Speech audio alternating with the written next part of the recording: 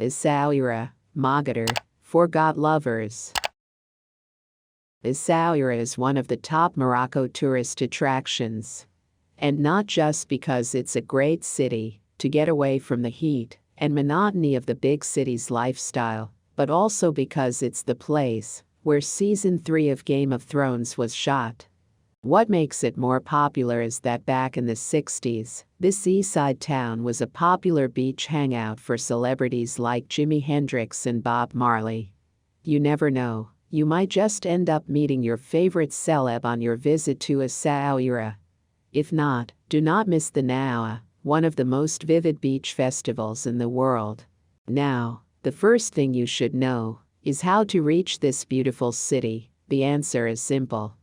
You can reach Essaouira by bus or taxi, since there is no train station.